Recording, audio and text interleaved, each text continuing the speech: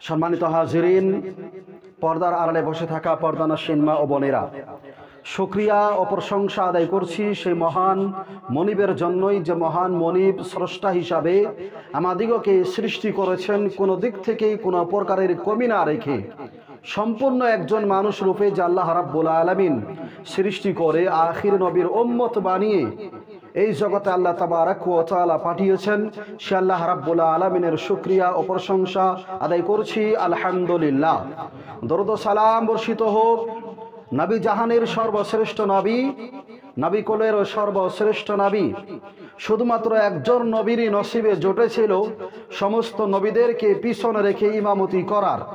ইসরা এবং মেরাজের রাত্রির যে ঘটনা আমাদেরকে বুঝিয়ে দেয় যে সারা পৃথিবীর ভিতরে একজন ব্যক্তি, যেই ব্যক্তির সম্মানের সঙ্গে পৃথিবীর আর কোনো ব্যক্তির সম্মান যায় না, যে ব্যক্তির সম্মানের সঙ্গে পৃথিবীর আর কোনো ব্যক্তির সম্মানের তুলনা হয় না, তিনি হলেন আপনার আমার হাবিব নবী মুহাম্মদ সাল্লাল্লাহু আলাইহি ওয়াসাল্লাম। কেননা মেরাজের রাত্রিতে ওই ফিলিস্তিনে বাইতুল মাকদাসের মধ্যে রাসূল সাল্লাল্লাহু আলাইহি ওয়াসাল্লাম যখন উপস্থিত হলেন, ওনাকে বুররাক নামক সাওয়ারি থেকে নামানোর পর সর্বপ্রথম জিবরাইল আমিন রাসূল সাল্লাল্লাহু আলাইহি ওয়াসাল্লামকে বলেছিলেন, হে রাসূল, আজকের দিনে ইমামতির দায়িত্ব আপনাকে পালন করতে হবে। পিছনে যাদেরকে দেখছেন সাধারণ কোনো মুসল্লি নয়, পিছনে যারা দেখছেন সাধারণ কোনো মানব নয়, বরংস আল্লাহ সুবহানাহু ওয়া তাআলা যখন থেকে দুনিয়া বানিয়েছেন ওই দিন থেকে নিয়ে আজকের মেরাজ পর্যন্ত যারা যুগের ভিতরে সেরা, যারা সব থেকে বুদ্ধিমান, যারা সব থেকে ইসলামকে বুঝনেওয়ালা, যারা সব থেকে আল্লাহকে চিননেওয়ালা, যারা সব থেকে আল্লাহ ভীরুতা অর্জন করেছেন, তিনাদের দল মুসল্লি রূপে, অর্থাৎ যাদেরকে আমরা 1 লক্ষ অথবা 2,24,000 একটা গণনা করি, ওই গণনার ব্যতীত ওই গণনার মধ্যে থাকা সমস্ত নবী আলাইহিমুস সালামকে আল্লাহ রাব্বুল আলামিন পিছনে দাঁড় করিয়ে দিলেন এবং নবী মুহাম্মদ সাল্লাল্লাহু আলাইহি সাল্লামকে দায়িত্ব দিলেন, হে রাসূল, আজকের ইমামতি আপনাকে করতে হবে। একবার চিন্তার বিষয় হলো, মানব কুলের সর্বপ্রথম যিনি মানব আদম আলাইহিস সালাম, উনিও উপস্থিত ছিলেন, তবে ইমামতির ভার ওই দিন রাসূল সাল্লাল্লাহু আলাইহি সাল্লাম ব্যতীত আদম আলাইহিস সালামকে দেওয়া হয়নি। দ্বিতীয় যাকে মানব কুলের পিতা বলা হয়, আদমের সানি যাকে বলা হয়, নূহ আলাইহিস সালাম, ওই বন্যার মাধ্যম দিয়ে আল্লাহ তাআলা সবাইকে হত্যা করেছিলেন, সবাইকে নিস্তনাবুদ করেছিলেন। ওই নৌকার মধ্যে হাতে গোনার মতো কিছু প্রাণী, কিছু মানুষকে আল্লাহ রাব্বুল আলামিন হায়াত দিলেন এবং ওদের মাধ্যম দিয়ে আবার পুনর্বারের জন্য আল্লাহ রাব্বুল আলামিন সারা পৃথিবীর মধ্যে মানব জাতিকে আবাদ করলেন। উনি হলেন নূহ আলাইহিস সালাম। উনিও ছিলেন তবে মুসল্লি, উনিও ছিলেন তবে মুক্তাদি, ইমামতির দায়িত্ব ওনাকেও অর্পণ করা হয়নি। নবী মূসা আলাইহিস সালামের মতো একজন নবী, যেই নবীর ব্যাপারে আল্লাহ সুবহানাহু ওয়া তাআলা পবিত্র কোরআনে বারবার আলোচনা করেছেন, এমন একজন নবী যেই নবীর নাম বারবার কোরআনে উচ্চারিত হয়েছে, ওই নবী হলেন মূসা আলাইহিস সালাম। উনিও ছিলেন তবে ইমামতির দায়িত্ব ওনাকে অর্পণ করা হয়নি। এবং কি নবীকুলের মধ্যে আরেকজন বিশিষ্ট নবী হযরতে ইব্রাহিম আলাইহিস সালাম, যার মাধ্যম থেকে অর্ধেক ইসলাম পাওয়া যায়। কুরবানি যার থেকে, হজের যে সমস্ত হুকুম আহকাম তার থেকে, তার পরিবারের তরফ থেকে, এবং কি কাবাঘর যিনি নির্মাণ করেছিলেন, এবং কি কুরবানির মধ্যে যিনি নিজের সন্তানকে কুরবানি দেওয়ার নাম দিয়ে সারা পৃথিবীর মানুষকে দেখিয়েছিলেন যে আল্লাহ ভীরুতা কেমন করে অর্জন করতে হয়, যিনি 80 বছর পর্যন্ত আল্লাহ তাআলার নিকটে সন্তান চাওয়ার পর আল্লাহ তাআলা শেষ মুহূর্তে সন্তান তো দিলেন, চাঁদের মতো একজন সুসন্তান। আল্লাহ রাব্বুল আলামিন বলেছিলেন, বনবাসে রেখে আসো। উনি আল্লাহ তাবারাক ওয়া তাআলার মায়াকে প্রথমে রেখে ছেলে সন্তানের মায়াকে ত্যাগ করে ওনাদেরকে এমন একখানা জায়গাতে বনবাসে রেখেছিলেন যেখানে লাইসা ফিহি শাজারুন, যেখানে কোনো প্রকারের গাছ ছিল না, ওয়ালা উশবুন, কোনো প্রকারের ঘাস ছিল না, ওয়ালা মাউন, কোনো প্রকারের পানি ছিল না, ওয়ালা তুআমুন, কোনো প্রকারের খাদ্য ছিল না, ওয়ালা হাইওয়ানুন, কোনো প্রকারের জানোয়ার ছিল না, ওয়ালা বাশার, কোনো প্রকারের মানুষও ছিল না। এমন একখানা মরুভূমির জায়গাতে আল্লাহ রাব্বুল আলামিনের হুকুমে যেই নবী নিজের দায়িত্বকে পালন করেছিলেন, হযরত ইব্রাহিম আলাইহিস সালাম, উনিও ছিলেন। যেই নবীকে অগ্নির ভিতরে নিক্ষেপ করা হয়েছিল, ওই নবী পর্যন্ত থাকার পরও আল্লাহ রাব্বুল আলামিন ওনাকেও নবীয়তির ইমামতির দায়িত্ব ওই দিন আল্লাহ রাব্বুল আলামিন দান করেননি। ঈসা আলাইহিস সালাম সর্বশেষের আগের নবী, যে নবীর সম্পর্ক আল্লাহ তাআলা পবিত্র কোরআনে অনেক কিছু বলেছেন। নবী মুহাম্মদ সাল্লাল্লাহু আলাইহি ওয়াসাল্লাম বলেন, পৃথিবীতে যারাই জন্মগ্রহণ করে, পৃথিবীতে যারাই মায়ের পেট থেকে ভূমিষ্ঠ হয়, ওই দিন ওই বাচ্চাকে সর্বপ্রথম যে স্পর্শ করে ও হচ্ছে শয়তান। শয়তান ওই বাচ্চাকে স্পর্শ করার কারণে ওই বাচ্চাটি ওই সময় চিৎকার করে কেঁদে ওঠে। আমরা দেখি না, ছোট ছোট সন্তানেরা যখন জন্মগ্রহণ করে ওই সময় চিৎকার করে কাঁদে, না কাঁদলেও আবার তার জন্য ক্ষতিকর হয়, কারণ ওই ছেলের সমস্ত কিছু ঠিক আছে কিনা ওটা তার কান্না দিয়ে বোঝা যায়। এই জন্য ডাক্তারের নিকটে যদি বাচ্চা ভূমিষ্ঠ হয়, যদি না কেঁদে অনেক তাকে চিকিৎসার মাধ্যম দিয়ে কাঁদানোর যে রাস্তা সেখানে আনা হয়। তো আল্লাহ রাসূল বলেছেন, বনি আদমের প্রতিটি সন্তান এই পৃথিবীতে জন্মগ্রহণ করার পর শয়তান সর্বপ্রথম তাকে স্পর্শ করে, যার কারণে ওই সন্তানটি হু করে কেঁদে ওঠে। তবে পৃথিবীর মধ্যে শুধুমাত্র দুইজন মানুষকে শয়তান স্পর্শ করে নাই, তার ভিতরে এক নম্বরে একজন হলেন মহিলা হযরত ঈসা আলাইহিস সালামের আম্মা মারইয়াম আলাইহাস সালাম, আর দ্বিতীয় নম্বরে ঈসা আলাইহিস সালাম, যাকে আল্লাহ রাব্বুল আলামিন পিতাবিহীন সৃষ্টি করেছিলেন, পিতাবিহীন জীবন দিয়েছিলেন। ওই ঈসা আলাইহিস সালামকে শয়তান স্পর্শ করতে পারেনি। মর্যাদা বুঝেন, ওমন একজন নবী ওই দিন আল্লাহ রাসূল সাল্লাল্লাহু আলাইহি সাল্লামের সম্মুখে ইমামতি করার দায়িত্ব পান নেই, উনিও ছিলেন মুক্তাদি। রাসূল সাল্লাল্লাহু আলাইহি সাল্লাম ইমামতি করলেন, সমস্ত আম্বিয়া কেরামরা আপনার এবং আমার মতো কোনো ব্যক্তি নন। সুদখোর, ঘুষখোর, জুয়াবাজি, মিথ্যাবাদী এমন কোনো ব্যক্তি নয়। অহংকারী ব্যক্তি ওই জায়গাতে ছিল না। সমস্ত নবী এবং রাসূলদেরকে আল্লাহ রাব্বুল আলামিন একত্রিত করেছিলেন। সবাই মুসল্লি, সবাই মুক্তাদি। ইমামতি করলেন মুহাম্মদ সাল্লাল্লাহু আলাইহি সাল্লাম, যার মাধ্যম দিয়ে আল্লাহ তাবারাক ওয়া তাআলা দেখিয়ে দিলেন ইমামুল আম্বিয়া, নবীদের ইমাম, খাতামান নবিয়্যিন, নবীদের শেষ নবী, সাইয়্যিদুল মুরসালিন, নবীদের যিনি সরদার, উনি হলেন আমার হাবিব, আমার নবী মুহাম্মদ সাল্লাল্লাহু আলাইহি সাল্লাম। সুতরাং যেই নবী নবীদেরও সরদার, যে নবী নবীদেরকে পিছনে রেখে ইমামতি করেছেন, ওই রাসূলের জন্য একটি প্রাণ থেকে দরুদ এবং সালাম পাঠ করছি সাল্লাল্লাহু আলাইহি ওয়াসাল্লাম। সম্মানিত হাজিরিন, আলোচনা করব, আসলে ভেবেছিলাম আমাদের যেই জালসা গত 29 তারিখে হয়ে গেল, ওই জালসাতে কিছু আলোচনা করার মুড মানসিকতা প্রথমে যদিও ছিল না, তারপর হয়তো অনেকেরই কথার থেকে ভেবে নিয়েছিলাম যে এমন কিছু আলোচনা করব যার মাধ্যম দিয়ে আমাদের সমাজটা, আমাদের বিশেষ করে এই জ্ঞানটা কিছু হলো ক্লিন হয়। অনেক দোষ ত্রুটি ভুল গুনাহ আছে যার থেকে আমরা কিছু হলো বেরিয়ে আসতে পারি, এমন কিছু আলোচনা করার চেষ্টা করেছিলাম। হয়তো সেটা সাময়িকভাবে ওটা হয়ে ওঠেনি। আজকের দিনে ওই সম্পর্কে কিছু আলোচনা করব। আলোচনার মূল বিষয় হলো আদর্শ সমাজ গঠনে যুবকদের ভূমিকা। আমি আবারও বলছি, আমি যে বিষয় নিয়ে আলোচনা করব, কমপক্ষে এই 15-20 মিনিট যতটুকু আলোচনা করব, আদর্শ সমাজ গঠনে যুবকদের ভূমিকা। বিশেষ করে দেখা যায় যে যুবকেরা সর্ব অবস্থাতেই পিছনে থাকে ধার্মিক দিকে, মানে তারা সম্মুখে আসতে চায় না, তারা ফলাসে আসতে চায় না। তারা ভেবে নিয়েছি যে এই সমস্ত কাজ আমাদের পিতা, আমাদের চাচা, মুরব্বী তারা করবে। অথচ ইসলাম যে প্রচার হয়েছে, যদি আপনি ইসলামিক ইতিহাস পড়েন, হাদিস যদি আপনি রিসার্চ করেন, কিছু হলো বাংলাতে, ইংরাজিতে, যে কোনো ভাষাতে আপনি পড়ুন না কেন, আপনার চোখের সম্মুখে বারবার ওই নামগুলি ভেসে উঠবে যারা ছিলেন যুবক, যাদের মাধ্যম দিয়ে আল্লাহ রাব্বুল আলামিন ইসলামকে সারা পৃথিবীর মধ্যে প্রচার করেছেন। বৃদ্ধ অবস্থাতে ওই ব্যক্তিদের মাধ্যম দিয়ে ইসলাম তত প্রচার হয়নি যত প্রচার যুবক এবং শক্তি থাকা মানুষদের মাধ্যম দিয়ে হয়েছিল। একটা বাস্তবে আসুন তো, ধরে নিন আমার নানা অল্প আগে বলেছিলেন, এটা আমিও চাই, আমার চাহিদাও এটা, যে মসজিদটা যদি পারা যায়, সবাই যদি সাথ দিয়ে যদি সক্ষম হয়, সৎ নিয়ত রাখতে তো কোনো অসুবিধা নেই, নিয়ত রাখলেও নাকি হয়। বলতেছিলাম আমার নানা অল্প আগে বলেছিলেন যে এই সব মসজিদটা যদি ভেঙে নতুন করে একটু ভালো করে, সর্ব জায়গাতে যেমন করে বিল্ডিংয়ের মসজিদ হয় এরকম যদি হতো, তাহলে হয়তো নামাজিও বাড়তো, আমরা নামাজে আসতাম, বা মসজিদের একটা উন্নতি হতো। এই কল্পনা চিন্তা রাখা সবারই দরকার এবং এটা ভালো, আমি এটা সাপোর্ট করি। তবে ধরে নিন আজকে মসজিদটা ভাঙলাম, ভাঙার পর এখন এই মসজিদের কাঠ, যে সমস্ত সামগ্রী আছে, যেগুলো এক জায়গা থেকে আরেক জায়গাতে ট্রান্সফার করতে হবে, এমন একটা জায়গাতে যেখানে গাড়ি যাবে না। ধরেন 10 হাত, 20 হাত, 30 হাত এর থেকে দূরত্বতে আমরা বস্তুগুলো রাখবো। এখন যদি একজন মুরব্বী, যার বয়স 70, 80 অথবা 90, ওনাকে যদি চাপিয়ে দেওয়া হয় বড় বোঝা, আর একজন যুবককে যদি দেওয়া হয় ছোট বোঝা, এটা বেঈমানি। আর আমরা সকলেই জানি যে যুবক যার বয়স এখন 25, 30, 35, 40, ও যেমন লোড তার মাথায় নিতে পারবে একজন 80 বছরের বৃদ্ধ মানুষ নিতে পারবে?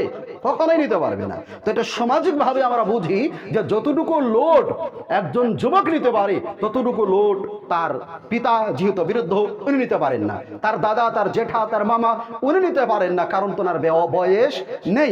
এজন্য আল্লাহ রাব্বুল আলামিন ইসলামের লোড বেশি সংখ্যক যুবকদের উপর আল্লাহ রাব্বুল আলামিন দিয়েছিলেন, কারণ যুবকরাই ওটাকে সারা পৃথিবীর মধ্যে প্রচার করেছেন। যুবকদের মধ্যে একজন যুবকের নাম বলি, হযরতে জাফর আত-তাইয়ার। জাফর রাদিয়াল্লাহু তাআলা আনহু ছিলেন নবী করিম সাল্লাল্লাহু আলাইহি সাল্লামের চাচা আবু তালিবের দ্বিতীয় সন্তান। হযরত আলী রাদিয়াল্লাহু তাআলা আনহু বড় সন্তান, আলী রাদিয়াল্লাহু তাআলা আনহুর ছোট ভাই হলেন হযরতে জাফর রাদিয়াল্লাহু তাআলা আনহু। কেমন সাহসী ব্যক্তি ছিলেন! নবী করিম সাল্লাল্লাহু আলাইহি সাল্লামের সঙ্গে যুদ্ধের ময়দানে সাহাবায়ে কেরামরা বলেন যে জাফরকে আমরা দেখেছি এমন করে তিনি এই পৃথিবীর মধ্যে ইসলামের জন্য জীবনকে বিলিয়ে দিয়েছিলেন যে তিনি কচুকাটার মতো করে কাফিরদেরকে হত্যা করে যাচ্ছিলেন। আমরা পিছন থেকে ভয়ে কাঁপতাম যে জাফর যদি সম্মুখে যদি তিনার কিছু হয়ে যায়, তবে জাফরকে দেখেছি শুধু আল্লাহর জন্য, শুধু কালিমার জন্য তিনি নিজের জীবনকে বিলিয়ে দিয়ে যে রকম করে রক্তকে পৃথিবীতে ছড়িয়ে দিয়েছিলেন, অন্য কোনো সাহসী ব্যক্তিকে আমরা দেখতে পারিনি। জাফর রাদিয়াল্লাহু তাআলা আনহু সম্পর্কে উনি বলেন জাফর শহীদ হলেন এমন করে ইসলামের জন্য, তিনি ডান হাতে তরবারি খানা নিয়ে বাম হাতে তিনি ওই ইসলামিক ঝান্ডা নিয়ে যখন যুদ্ধ করছিলেন, ওই সময় হঠাৎ করে যুদ্ধ করতে করতে ওনার ডান হাতের ভিতরে কাফিররা যখন আঘাত করলো, ওনার হাতটা, সহিহ বুখারীর বর্ণনা, ওনার হাতটা কেটে শুধু এই চামড়াটুকু ঝুলে থাকলো। ওই সময় জাফর রাদিয়াল্লাহু তাআলা আনহু বললেন যে আমি যদি হাতটাকে এমন অবস্থাতে রাখি তাহলে আমার কষ্ট হবে, যুদ্ধ করতে পারবো না। জাফর রাদিয়াল্লাহু তাআলা আনহু একজন যুবক ব্যক্তি ইসলামের জন্য নিজের পায়ের নিচে হাতটাকে ঢুকিয়ে দিয়ে টান দিয়ে হাতকে ছিঁড়ে ফেললেন এবং বাম হাতের ভিতরে তরবারি নিয়ে মুখের ভিতরে ইসলামিক ঝান্ডা নিয়ে তিনি যুদ্ধ করলেন। যুদ্ধ করতে করতে শেষের দিকে তিনার বাম হাতকেও কেটে ফেলানো হলো। একই অবস্থাতে হাতটা ঝুলছিল। আমরা সকলেই জানি একেবারে কেটে যাওয়া আর ঝুলে থাকা অনেক কষ্ট হয়। জাফর রাদিয়াল্লাহু তাআলা আনহু ওই হাতকে আবার বাম পায়ের নিচে দিয়ে দিয়ে টান দিয়ে ওই হাতকে ছিঁড়ে ফেললেন। মুখের মাধ্যম দিয়েও তিনি কাফিরদেরকে হত্যা করেছিলেন তরবারখানাকে মুখের ভিতরে রেখে। এরপর জাফর রাদিয়াল্লাহু তাআলা আনহুকে শহীদ করা হলো। হযরতে ওমর রাদিয়াল্লাহু তাআলা আনহুর যুগে একজন সাহাবী বলছেন, হে ওমর, আমি স্বপ্নের যুগে জাফর রাদিয়াল্লাহু তাআলা আনহুকে দেখেছিলাম, আমি দেখছি জান্নাতের ভিতরে। এই কথাগুলি বলার মতো নয়, যুবকদের অনুকরণীয় আছে। আমি দেখছি জাফর রাদিয়াল্লাহু তাআলা আনহুকে জান্নাতের ভিতরে নূরের পাগা দিয়ে তিনি উড়ছেন। আমি জাফর রাদিয়াল্লাহু তাআলা আনহুকে জিজ্ঞাসা করেছিলাম, হে জাফর, তোমার কোনো শেষ ইচ্ছা কি আছে জান্নাতের ভিতরে আরো? জাফর রাদিয়াল্লাহু তাআলা আনহু বলেছিলেন, আমার একটাই জীবনের শেষ ইচ্ছা, যে আল্লাহ রাব্বুল আলামিন যাতে আমাকে আরো 100 বার এই পৃথিবীর ভিতরে জীবন দেয়, আর 100 বারই যাতে জাফর যেমন করে ইসলামের জন্য জীবন দিয়েছিল অমন করে আমি জাফর যাতে বারবার ইসলামের জন্য জীবন দিয়ে জান্নাতের ভিতরে আসতে পারি। যুবকদের অনেক করণীয় আছে। আজকের কথাগুলি একটু মনের ভিতরে গেঁথে রাখার চেষ্টা করবেন। অনেক করণীয় আছে। বক্তব্য আপনারা অনেক শোনেন। আমি চেয়েছিলাম 1.5 ঘন্টা মতো আলোচনা করতে যুবকদেরকে নিয়ে। অনেক করণীয় আপনাদের আছে। দাড়ি গেছে, দাড়ি কেন রাখেন না? জাফরের মতো ব্যক্তি জীবন দিয়েছেন ইসলামের জন্য, ঘরে বসে ইসলাম দিয়েছেন, ওটাকেও রাখতে চান না। আপনার থেকে হতভাগা কে হতে পারে বলেন তো? কাকে কুরবান করেছেন? না একটা হাত কেটেছেন, না একখানা নখ কেটেছেন, না 2 টাকা নিজের জীবন থেকে সব বিলিয়ে দিয়েছেন? কিছু তো দেন নেই, সবই ঠিক আছে, তারপরে ইসলাম আঁকিয়ে রাখতে পারি না। জাফর রাদিয়াল্লাহু তাআলা আনহু বলেছিলেন, আমার মনের ইচ্ছা হলো যে আল্লাহ রাব্বুল আলামিন যাতে আমাকে 100 বার দুনিয়াতে পাঠায়, আর 100 বারই যাতে আমি এমন করে শহীদ হই যেমন করে প্রথমবার শহীদ হয়েছিলাম। এরপর রাসূল সাল্লাল্লাহু আলাইহি ওয়াসাল্লাম জাফর যেন একটা উপাধি দিয়েছিলেন, জাফর তাইয়ার। তাইয়ার মানের অর্থ হচ্ছে উড়নেওয়ালা। জান্নাতের ভিতরে জাফর রাদিয়াল্লাহু তাআলা আনহু উড়ছেন, এটা আল্লাহ রাব্বুল আলামিন মর্যাদা দিয়েছেন। পবিত্র কোরআনে আল্লাহ রাব্বুল আলামিন যুবকদেরকে লক্ষ্য করে অনেক কথা বলেছেন। বৃদ্ধকালে রুকু ঠিক হয় না, বয়স হলে সাজদা ঠিক হয় না। এখন আমি যেই বলিষ্ঠ কণ্ঠে কথা বলতে পারছি, বয়স যখন আমার 50-60 হবে বলতে পারবো না। এই বয়সটা আমাকে বলার জন্য আল্লাহ তাআলা সক্ষম দিয়েছেন, আমাকে বলতে হবে। এই বয়স আমাকে করার জন্য আল্লাহ রাব্বুল আলামিন সুবিধা দিয়েছেন, আমাকে রুকু সাজদা সঠিকভাবে করতে হবে, ইসলামের জন্য পরিশ্রম করতে হবে। আপনি ইনকাম করেন, আমি আমার প্রতিটি খুতবাতে বারবার বলি, আল্লাহ তাআলা বলেছেন যখন ইসলামের কাজ শেষ ইনকাম করেন। আল্লাহ তাআলা ইনকাম করতে নিষেধ করেননি, তবে তার পাশাপাশি ইসলামকেও বাজিয়ে রাখতে হবে। আপনি কেমন জাফর রাদিয়াল্লাহু তাআলা আনহুকে লক্ষ্য করলেন যে আপনার দাড়ি গেছে, এগুলো দাড়ি পর্যন্ত রাখার সময় নেই। মসজিদ আজান হচ্ছে, হাই আলাস সালাহ, আপনার মসজিদ আসার সময় নেই। আপনি দিয়েছেন যে সমস্ত বৃদ্ধ মানুষ তারা করবে, আপনি কি উত্তর দিবেন? পবিত্র কোরআন আল্লাহ রাব্বুল আলামিন বলেছেন, কুনতুম খায়রা উম্মাহ উখরিজাত লিন-নাস তা'মুরুনা বিল মা'রুফি ওয়া তানহাউনা আনিল মুনকার ওয়া তু'মিনুনা বিল্লাহ ইল্লাল্লাহ, তোমরাই হে যুবকরা। এখানে যদি আল্লাহ রাব্বুল আলামিন যুবককে বলেন নেই, তবে তার বিশ্লেষণ পড়লে বোঝা যায় আল্লাহ রাব্বুল আলামিন প্রথম নম্বরে যুবকদেরকে কেন্দ্র করেছেন। আল্লাহ তাআলা বলেছেন, কুনতুম খায়রা উম্মাহ, তোমরাই হলে উত্তম জাতি, উখরিজাত লিন-নাস, তোমাদেরকে পৃথিবীতে পাঠানো হয়েছে মানুষের কল্যাণের জন্য। কি কাজ করবে? তুমিনুনা উখরিজাত লিন-নাস তা'মুরুনা বিল মা'রুফ, সৎ কাজের আদেশ করবে। আর আজকে বড় দুঃখের বিষয়, যাদেরকে আল্লাহ তাআলা সৎ কাজের আদেশ করার কথা বলেছেন, যে যুবকদেরকে আল্লাহ রাব্বুল আলামিন এই কথা বুঝাতে চাইছেন, দুঃখের সাথে বলতে হয় ওদেরকেই সৎ কাজের আদেশ করতে হয়। আল্লাহ রাব্বুল আলামিন বলেছেন, তা'মুরুনা বিল মা'রুফ, সৎ কাজের আদেশ করবে, ওয়া তানহাউনা আনিল মুনকার, এবং অসৎ কাজের তোমরা বিরোধ করবে। আজকের সমাজে একটা অন্যায় হোক, যদি বিরুদ্ধ মানুষ আপনাদের সমাজে, আমার নানা, ওনাকে আপনারা মান দেন, আলহামদুলিল্লাহ, আল্লাহর তরফ থেকে সম্মান, তবে উনি যখন চলে যাবেন এই মানটা পাওয়ার মতো ব্যক্তি এই সমাজে আর নেই, আমি যতটুকু উপলব্ধি করেছি। সুতরাং এই কাজগুলো যুবকদেরকে করতে হবে। আপনার একটা দল বানান, আপনার একটা কমিটি বানান, প্রতিটি অন্যায় কাজের রুখে দাঁড়ান, আপনারা প্রতিটি অন্যায় কাজের বিরোধ আপনারা করেন, দেখবেন অন্যায় আপনাদের সমাজ থেকে দূরে সরে যে সমাজটা ক্লিন একটা পরিবেশে আসবে, যেখানে জোয়ার আড্ডা হবে, ওখানে আমার নানা এখন যার বাধা দিতে পারবে না। অনেক যুবকরা আছে হয়তো মান দিবে না, তবে যুবকদের যদি একটা দল হয়, যে দলে 12 জন 14 জন সদস্য হবে, ওরা যদি বাধা প্রদান করে, কারো দম আছে কোনো মায়ের বেটার এই মানুষপাড়া সমাজে জোয়া খেলতে? কারো দম আছে মানুষপাড়া সমাজে মদের মতো ঘৃণিত একটা বস্তু পান করতে পারবে না? দুঃখের বিষয় হলো ওখানে যুবকদের আড্ডা হচ্ছে। তো এটা যুবকদের কাজ। আল্লাহ তাআলা বলেছেন, তা'মুরুনা বিল মা'রুফ, সৎ কাজের আদেশ করো হে যুবকরা, তোমাদের জন্য এটা দায়িত্ব। ওয়া তানহাউনা আনিল মুনকার, অন্যায় কাজে তোমরা বিরোধ করো। অন্যায় দেখলে ওখানে লাফিয়ে পড়তে হবে, অন্যায়ের বিরোধ করতে হবে। যদি আমিও অন্যায় করি, যদি কোনো মুরব্বী অন্যায় করে, আগে সম্মান দিয়ে বলুন, তারপর বুঝিয়ে বলুন, তারপরে বলছেন, তারপরও মানুষের অনেকে বর্জিত করুন। পবিত্র কোরআনে আল্লাহ রাব্বুল আলামিন যুবকদেরকে অনেক সম্মান দিয়েছেন। আল্লাহ রাব্বুল আলামিন পবিত্র কোরআনে বলেন, যুবকদেরকে কেন্দ্র করে আল্লাহ তাবারাক ওয়া তাআলা বলেছেন, ওয়ামান আহসানু কাওলাম মিম্মান দাআ ইলাল্লাহ ওয়া আমিলা সালিহা ওয়া ক্বাল ইন্নানি মিনাল মুসলিমিন। ওই ব্যক্তির থেকে ভালো কথা কার হইতে পারে? ওই ব্যক্তির থেকে ভালো বক্তব্য কার হইতে পারে? ওই ব্যক্তির থেকে ভালো নসিহত কার হইতে পারে? যেই ব্যক্তি নিজের কথার মাধ্যম দিয়ে দাআ ইলাল্লাহ, আল্লাহ তাআলার দিকে মানুষকে ডাকে। যুবকেরা এই কাজকে বেশি বেশি করতে হবে। যুবকদেরই তো এটা করণীয়, ভবিষ্যৎ তো আপনাদের হাতেই, ভবিষ্যৎ সমাজের আপনাদের হাতেই। সুতরাং এই কাজগুলি আপনাকে করতে হবে। তো আল্লাহ তাআলা বলেছেন, ওয়ামান আহসানু কাওলাম মিম্মান দাআ ইলাল্লাহ, ওই ব্যক্তির থেকে উত্তম কথা কার হইতে পারে? যেই ব্যক্তি মানুষদেরকে আল্লাহ তাআলার নিকটে ডাকে, ওয়া আমিলা সালিহা, এবং নিজেও সৎ আমলগুলো বেশি বেশি করে করে। নামাজের সময় হলে যুবকরা লাফিয়ে পড়বে, আর কাজ করবো না, ব্যবসা অনেক করলাম, 10 মিনিট আল্লাহ তাআলার জন্য দিব।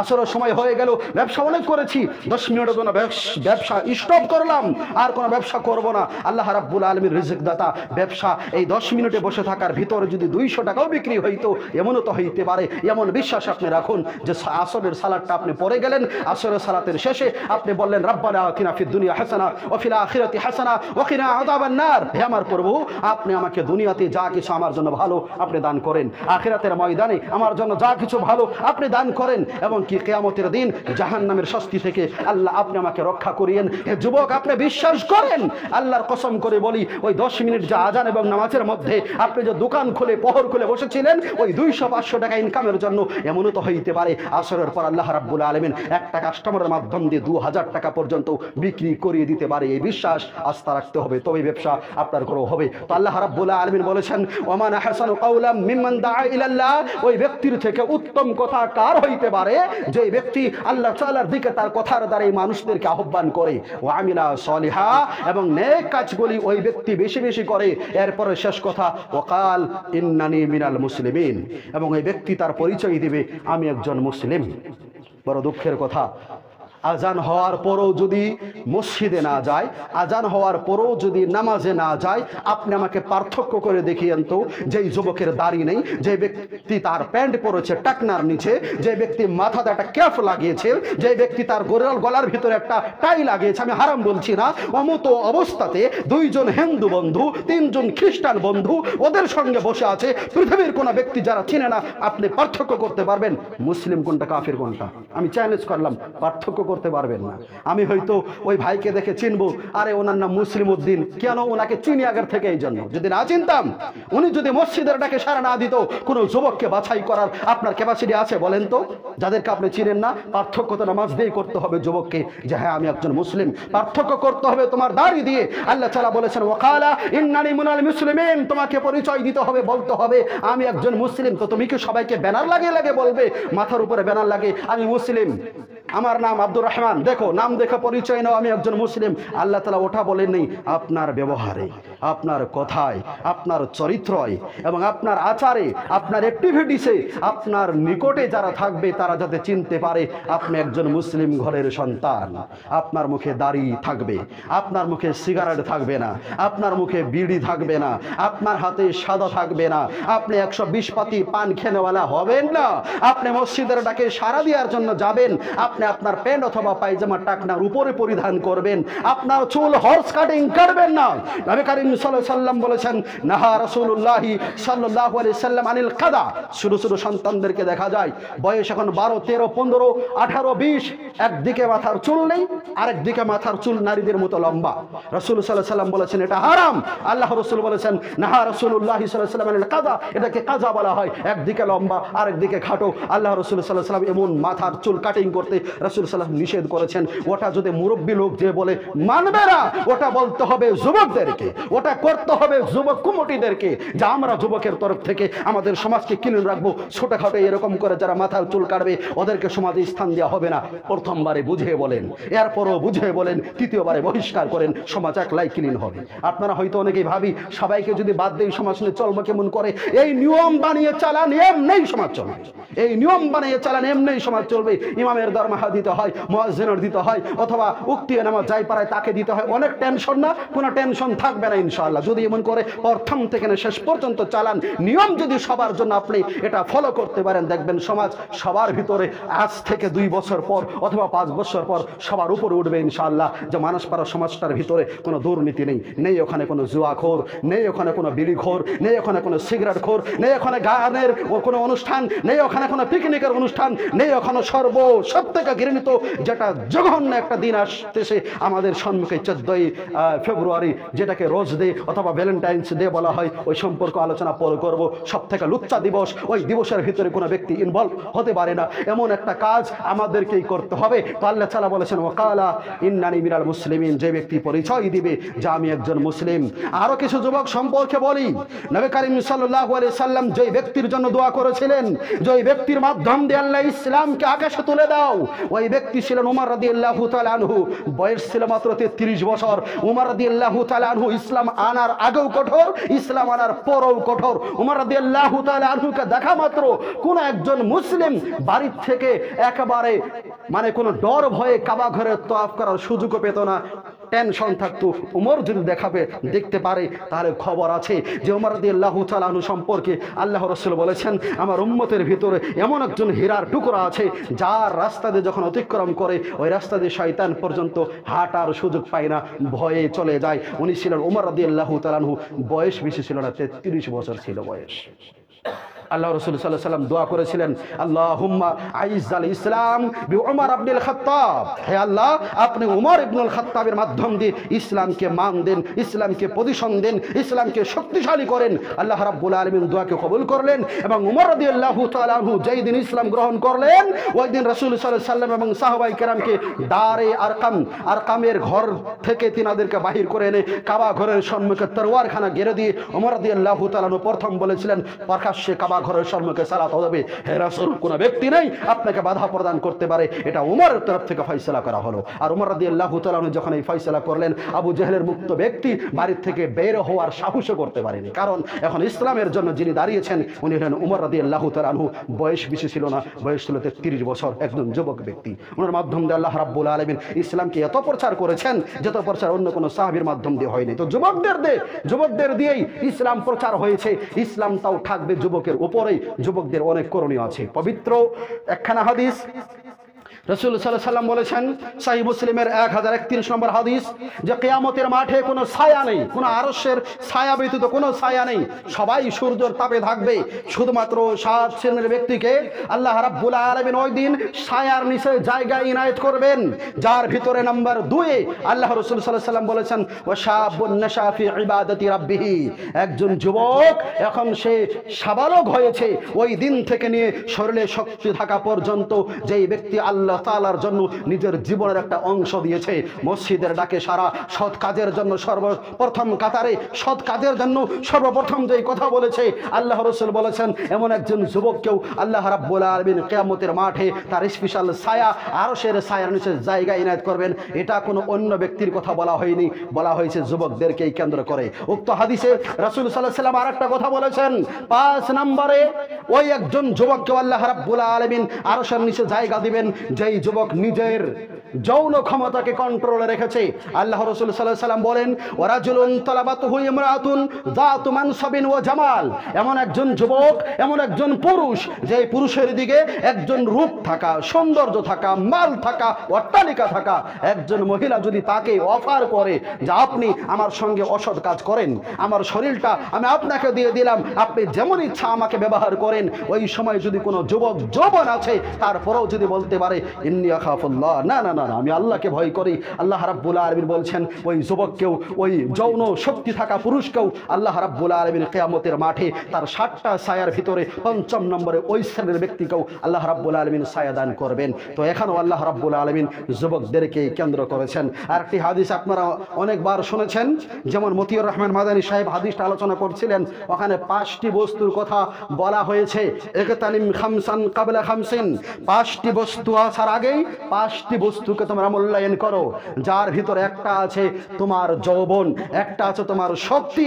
ওই শক্তি থাকা অবস্থাতেই যখন শক্তি শেষ হয়ে যাবে, বৃদ্ধকাল আসার আগেই যৌবনকে চেনো, ওটাকে সঠিক জায়গায় প্রয়োগ করো, সঠিক জায়গায় ব্যবহার করো, আল্লাহ এবং আল্লাহ রাসূলের জন্য ব্যয় করো।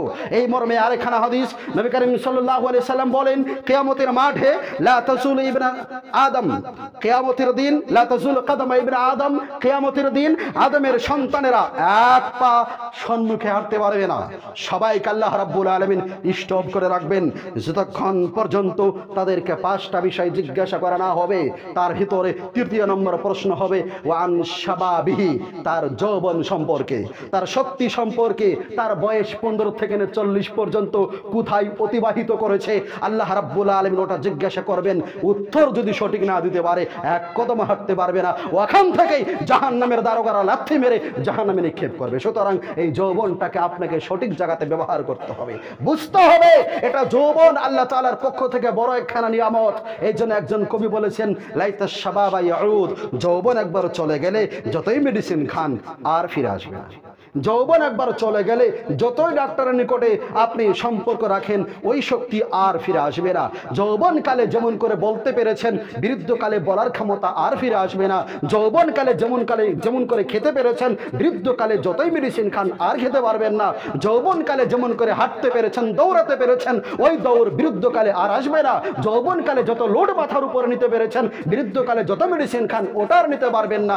যৌবনকালে যেমন করে দেখতে পেরেছেন, বৃদ্ধকালে আর দেখার সক্ষম হবে না চশমাবিহীন। যৌবনকালে যেমন করে রুকুতে যাওয়া যায়, সাজদাতে যাওয়া যায়, কথা শুদ্ধ করে বলা যায়, ওটা বৃদ্ধকালে আর ফিরে আসবে না, যতই টাকায় আপনি ওর পিছনে ব্যয় করুন। এই জন্য আল্লাহ রাসূল সাল্লাল্লাহু আলাইহি সাল্লাম বলেছেন যৌবনটাকে মূল্যায়ন করো, যৌবনটাকে সঠিক জায়গাতে ব্যয় করো। এই জন্য আমার শেষ আরেকখানা আবেদন থাকবে, যারা যুবক আছেন এই সমাজে বিশেষ করে, আপনার একটা সংগ্রাম চালান। আমাদের যুবকের পার্টির থেকে কোনো বেনামাজি থাকবে না, ইনশাআল্লাহ আমরা নামাজ পড়বো। এটা একটা সংগ্রাম, এটা নিয়ম বানান। কতই তো সমিতি বানিয়েছেন, কত আপনারা এই মিটিংয়ের জন্য কত নানা রকম নিয়ম বানিয়েছেন। সমাজটাকে ইসলামের জন্য একবার বানিয়ে দেখান তো, যে আমাদের মধ্যে কোনো বিড়িখোর থাকবে না, সিগারেটখোর থাকবে না, মদখোর থাকবে না, নারীর সঙ্গে অবৈধ সম্পর্ক রাখা কোনো ব্যক্তি আমাদের সমাজে থাকবে না। আমরা তাকে বুঝিয়ে বলবো, আবার বুঝিয়ে বলবো, আবার বুঝিয়ে বলবো, এরপর আমরা রিয়াকশন, তার পিছনে আমরা অ্যাকশন নিব। এমন করে যদি আপনারা সমাজটাকে চালাতে পারেন, ইনশাআল্লাহ এই সমাজে গান থাকবে না, বোমা থাকবে না, বিবাহের অনুষ্ঠানে হলুদ মাখা নিয়ে যেমন অন্যায় হয়, যেমন জিনার মতো জঘন্য কাজ হয়, ওই সমস্ত কাজ থাকবে না। সমাজ থেকে অন্যায় এমনি এই সমাজ থেকে চলে যাবে। ওটা করতে হবে যুবকদেরকে। বৃদ্ধ অবস্থাতে এটা কিছুতেই সম্ভব হবে না। এই জন্য যুবকদের নিকটে সর্বশেষ আবেদন হলো, দেখুন তো আল্লাহ তাআলা যে নিয়ামত দিয়েছেন ওটা আল্লাহ রাস্তাতে ব্যয় করার চেষ্টা করেন। কালকের দিন আপনার নেই, কালকের দিন আমার নেই। এই জন্য একজন উর্দু কবি বলেছিলেন, কাল কিসনে দেখা, কালকে কে দেখেছে? কেউ দেখে নেই। হতে পারে আজকের এই দিনটা আপনার আমার জন্য অন্তিম, হতে পারে আজকের রুকুটা আপনার আমার জন্য অন্তিম, হতে পারে আপনার জন্যই আজকের সাজদাটা অন্তিম, হতে পারে আজকের সালাম ফেরানোটাই আপনার আমার জন্য অন্তিম। সুন্নত পড়ার ভাগ্যও হয়তো কপালে নেই, এটা আমরা কেউ জানি না। সুতরাং এই সময়কে মূল্য দিয়ে এই সময়ে যতটুকু করণীয় আছে, ইনকাম হালাল পন্থাতে যত করার আছে করুন। ওর ভিতর থেকে দিলে কমপক্ষে 1 ঘন্টা আল্লাহ এবং আল্লাহ রসুলের জন্য চিন্তা করেন। ইনশাআল্লাহ আল্লাহ রাব্বুল আলামিন আপনাদের হায়াতের ভিতরে বরকত দিবেন, আপনাদের খাদ্যকে আল্লাহ তাআলা হালাল করবেন, আপনাদের জীবন আল্লাহ রাব্বুল আলামিন ধন্য করে দিবেন। ইতিহাসের পাতায় ইনশাআল্লাহ আপনাদের নাম উচ্চারিত করা হবে। আপনাদের পর যে সমস্ত প্রজন্মরা আসবে ওরা ইনশাআল্লাহ আপনাদেরকে স্মরণ করবে যে আমাদের কাকুরা, আমাদের ভাইরা এই সমস্ত কাজ করেছিলেন, ওদের নকশা কদমে আমরা চলে গেলাম। কিয়ামত পর্যন্ত যারা ওই পথে চলবে একটা একটা করে নাকি ওই কবর থেকেও ইনশাআল্লাহ আপনি আমি পেয়ে যাব। দান আপনি এখন করেছেন, ওটা এখানে ইনাফ, এরপর আর ওটা পাবেন না। আপনি আমি যেই ভালো কাজ করেছি এটা এখানে ইনাফ, এরপর আর পাবো না। শুধুমাত্র সৎ কাজের যদি রাস্তা দেখিয়ে যাই ওটা ইনশাআল্লাহ সাদাকায়ে জারিয়া হিসাবে কিয়ামত পর্যন্ত থাকবে। সর্বশেষ আল্লাহ তাবারাক ওয়া তাআলার নিকটে দোয়া করছি, আল্লাহ তাআলা যাতে আমাদের সবাইকে এই কথাগুলি বুঝার এবং ওর পরে আমল করার আল্লাহ তাআলা তৌফিক দান করেন। আল্লাহুম্মা আমিন। আল্লাহ রাব্বুল আলামিনের নিকটে দোয়া করছি, আমাদের মধ্যে যারা অভাবগ্রস্ত আল্লাহ তাআলা তুমি গায়বী মদদ করে তাদের এই অভাবকে আল্লাহ রাব্বুল আলামিন তুমি মিটিয়ে দাও। আল্লাহুম্মা আমিন। যারা অসুস্থ আল্লাহ তাআলা তুমি তাদেরকে সুস্থতা দান করো। আল্লাহুম্মা আমিন। রাব্বুল আলামিন যারা নীরব নগরে কবরের দেশে যারা শয়ন করে আছেন আল্লাহ তাআলা তুমি তাদের কবরের আযাবকে রাব্বুল আলামিন ক্ষমা করে দাও। আল্লাহুম্মা আমিন। রাব্বুল আলামিন আগান্ত দিন বা যতদিন পর্যন্ত আল্লাহ তাআলা তুমি আমাদেরকে হায়াত দিয়েছো অতদিন পর্যন্ত তোমার জন্যই, তোমার কালিমা জপার জন্যই, তোমার দরবারে সেজদা করার আল্লাহ তাআলা তুমি আমাদের বেশি বেশি করে তৌফিক দান করে দাও। আল্লাহুম্মা আমিন। রাব্বুল